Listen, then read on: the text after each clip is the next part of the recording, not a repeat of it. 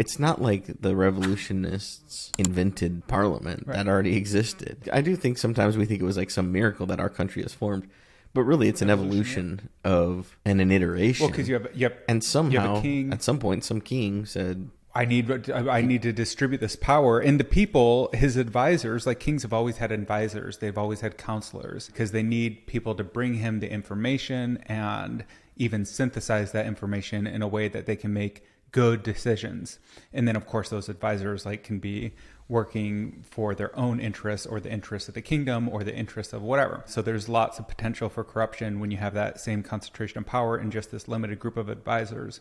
So it makes sense that that advisory board would expand into something like parliament, and that would again expand into something like America. But yeah, there seems to be this advantage to a monarchy, at least in terms of symbolism. It was like you were talking about before with the president. yeah, it's like this independent, it's like a nonpartisan thing that we can latch onto. I was at a meeting last night actually with some people in the community, and I cannot think of a single way to like bridge the gap between two sides of politics. There's like nothing that connects us. And I know in reality there are things that connect us, but the communication and the dynamics are so polarized. We really are in such great conflict. And yeah, that is the advantage of this third system of government. But you're right, it should be captured in the presidency. That's where it should be held. Yeah. The one thing about the monarchy that I think is hard for some people to swallow is you've got these people that were born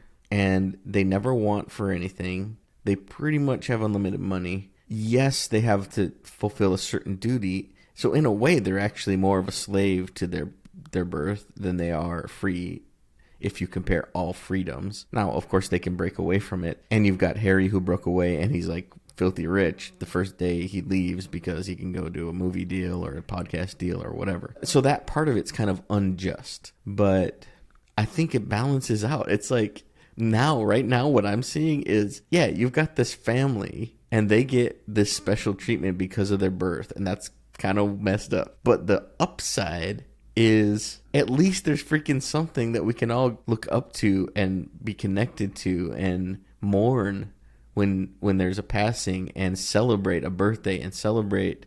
That's the biggest holiday in Holland it's called Queen's Birthday. And it's just like really cool that like it's not political. Like even now, the 4th of July is like, oh, some people don't celebrate it. Some people think it's bad. People think some it's people bad. think it's racist. Oh, that is so terrible. That's disheartening. Yeah. And so over there, you've got Queen's Day, which isn't there's not like a queen who can command the masses to do her will or something. But there's a queen of a country that is like a symbol of something, and she's a real person. She's not a flag. I gotta hand it to her. We're out of time, but I gotta hand it to her. All her kids' marriages fell apart. I think Queen all Elizabeth? maybe I don't know. Yeah, her daughter died in the insanity of the paparazzi and just the insanity of our media. Was that just an accident? I don't even know that story so well. I know she died in a car accident, but I don't actually know. Yeah, it's just because she was, I mean, I think there was some alcohol involved maybe, but the main thing is she was being hunted down by paparazzi all the time. It's a golden cage.